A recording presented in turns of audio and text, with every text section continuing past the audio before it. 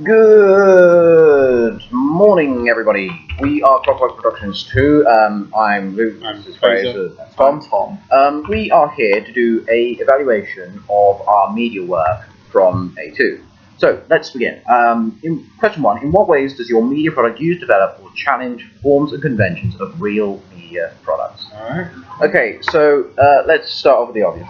Our documentary that we filmed, I would class it as a participatory reflexive documentary. Yeah, it's observatory too. Yes, with aspects of being observatory. One of which being that we use multiple cameras for a sort of fly on the wall look. Yeah, that's the way. Like we set our cameras up, fly on the wall style.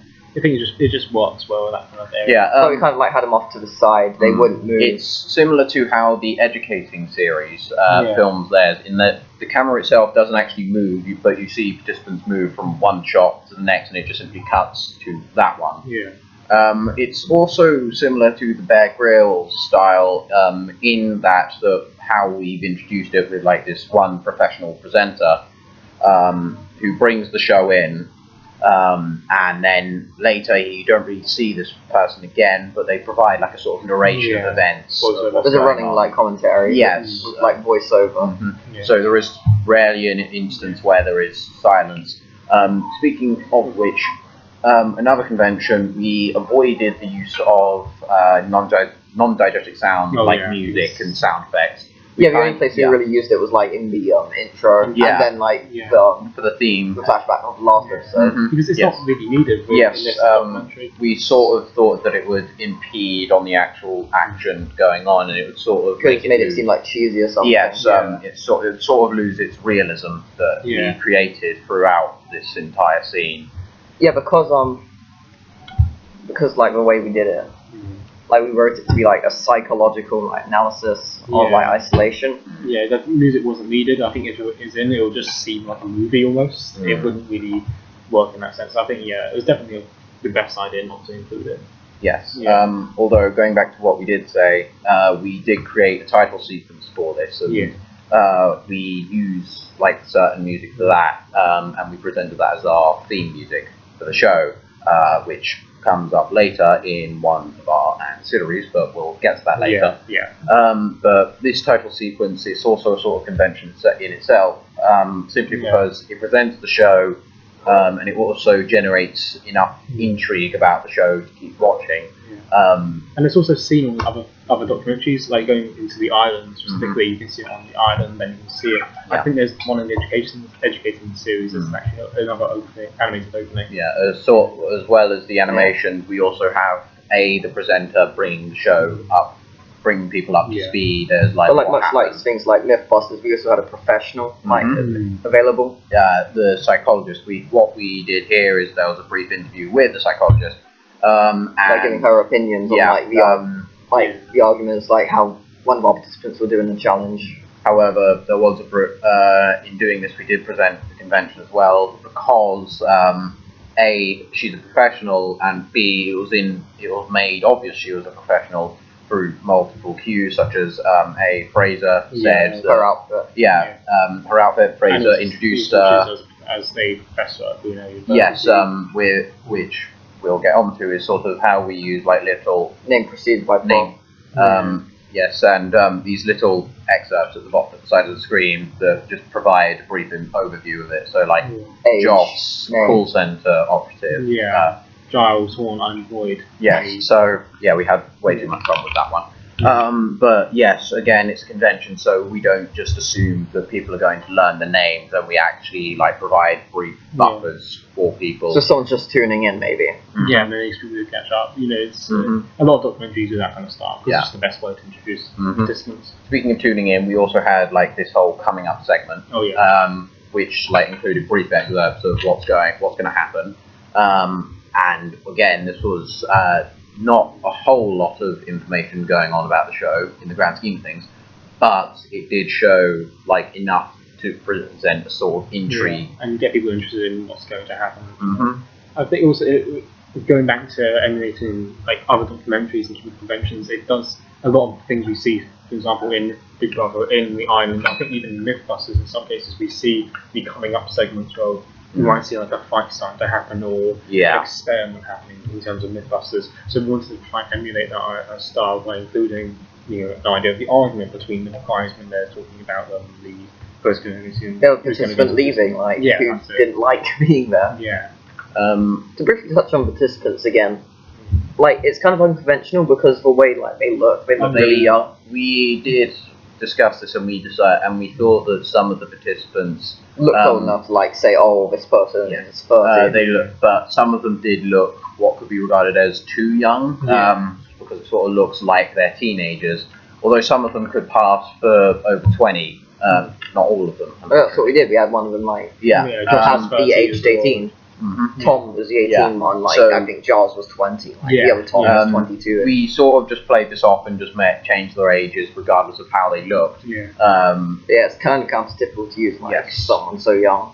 Yeah. Especially in something like this, like, it have, like, adverse effects. Even in shows where you're not really doing this sort of drama, well, not drama, but drama building stuff, like on the island, it's rare to see someone that young. It's usually people, I'd say, around mid-20s to late 40s. People have almost established kind of their lives, if you will, people that have got a foundation out of their job, or we went against that and we had someone that was unemployed, we had someone that was still a business student. So, The only thing that, like, really comes to mind in terms of, like, documentary using young participants is the Educating series. Yeah.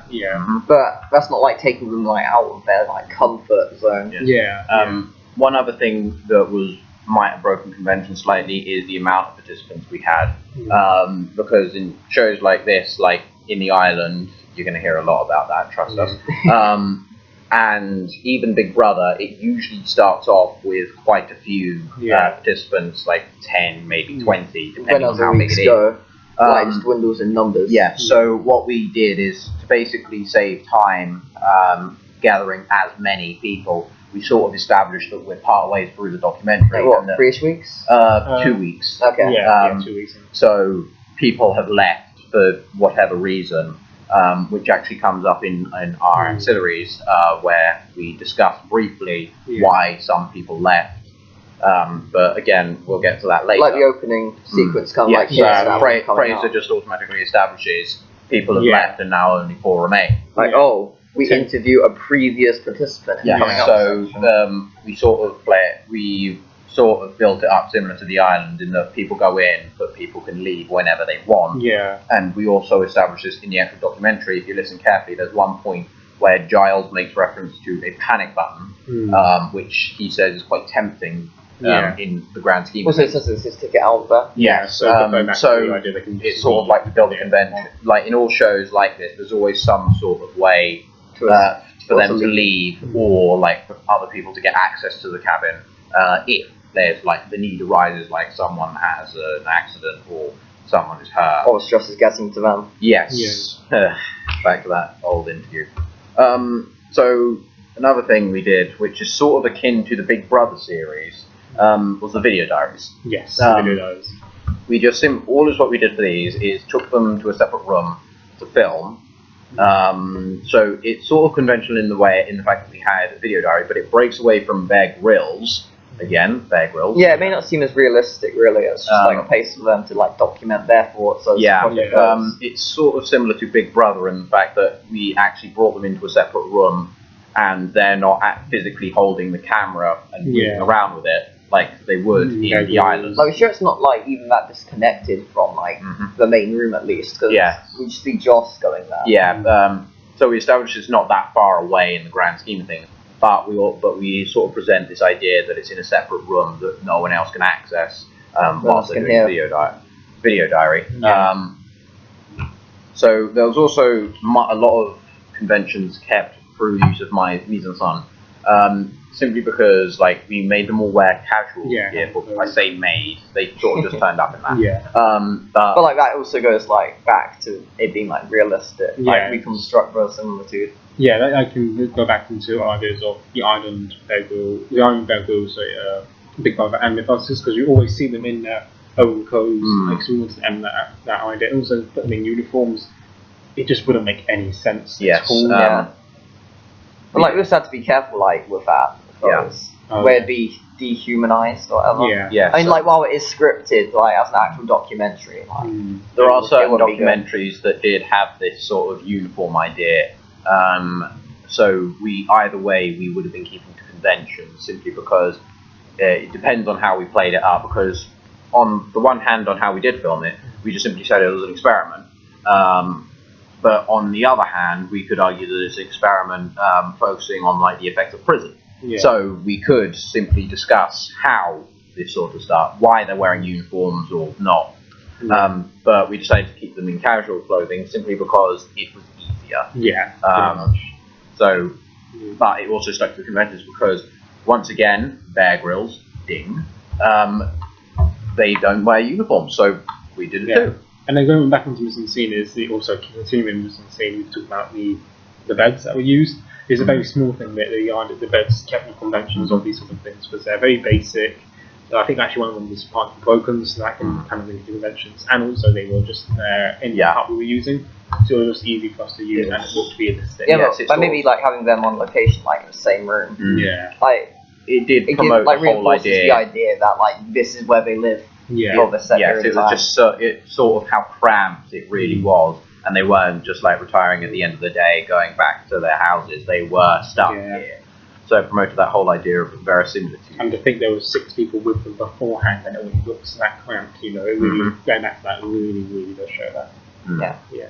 I think. So just quickly, tackle the topic matter.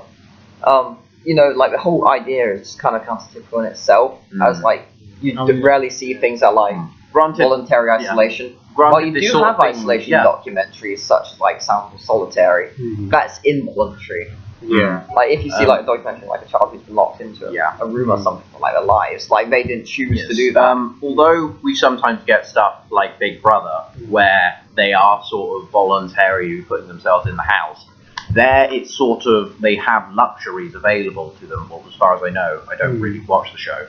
However, it's sort of it's sort of there for entertainment purposes, as opposed to like the actual research aspects into it. Yeah. Because granted, shows like Bear Grylls, once again, ding.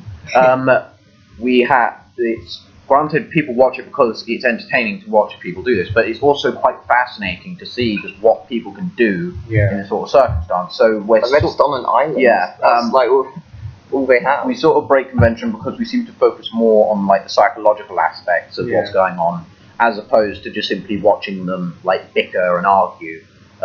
Like we present this idea that they're actually. And while we do have aspects of that, as like people are getting like stressed out and arguing, like that's not the main focus. Yeah, like we have challenges set up. Partway through to get through it, you'll hear everyone gather up. We have a challenge, and that's actually one of the main points of our whole little excerpt. Yeah, absolutely. There's definitely a big defining point in that. Yeah. So I think that's enough talking about the main piece. Yeah. Because, dear Lord, we've been talking for 10 minutes straight.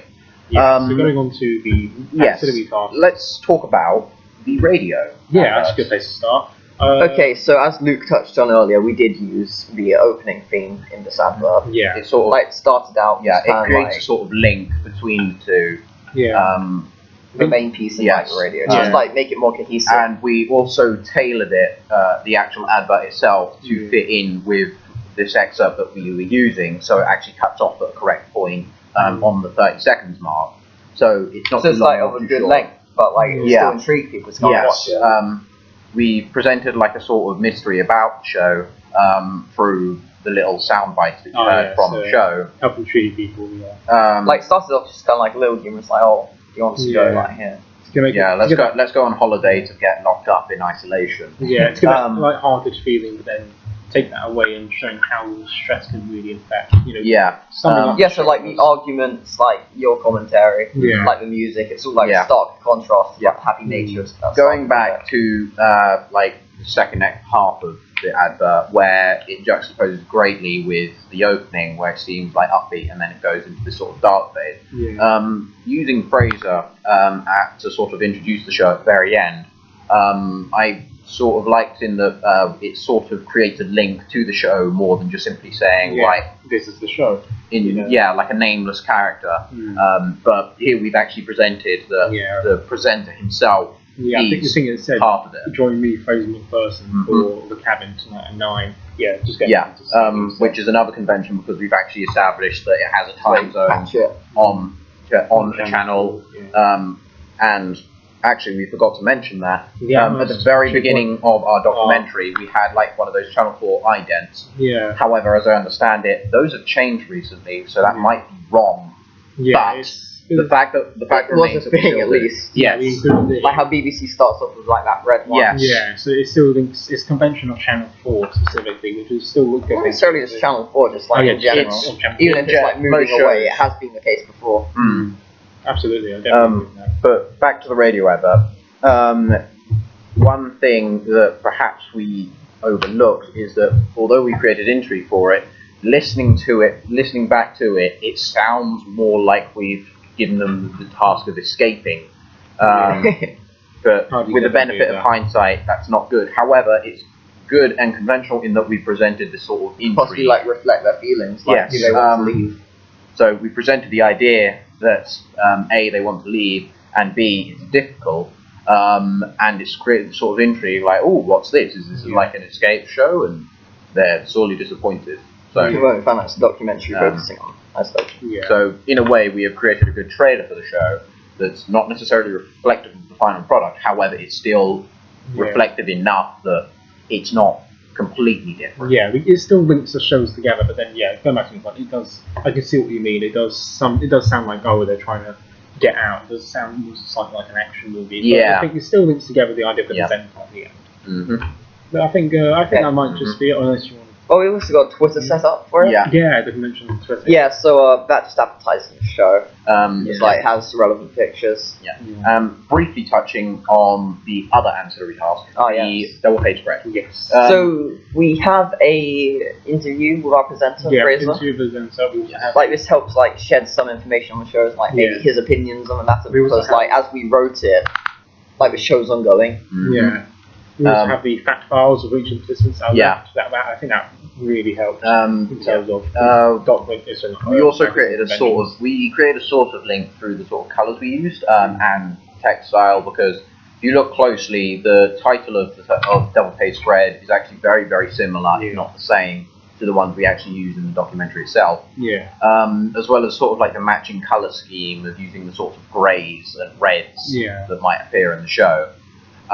This unfortunately was one that we had more difficulty with. Thanks Photoshop. Otherwise, I think it was less linked to the show in a way than the radio advert was. I think just in terms of going back to the linking, there are definitely some parts we can see it doesn't particularly the show. It's more just this is what's happened. It does. I think the idea of interviewing the fact files not only does specific conventions of a magazine that will have things like that. I remember reading Time magazines and like doing the interviews with those were very short questions and short answers. I think it works pretty well. However, we did keep to conventions in the fact that it's very similar to some double page spreads with like it has the basic stuff like such as title and like relevant numbers, relevant images. However, it's slightly more complex ones, such as actually the particular layout of text, the organisation, such as the rule of thirds. So everything is organised in a way that it's as it would be in a real media product of a double page spread.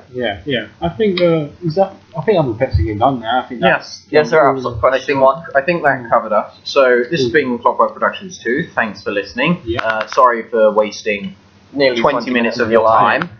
But I think we've covered all the conventions that are needed, and then we can expect the other videos to be up very soon. We've got quite a few good ideas. We've got quite a few nice videos coming up. We've got won't spoil anything, but we've got some nice things coming up. Tune in next time for Clockwork Productions 2.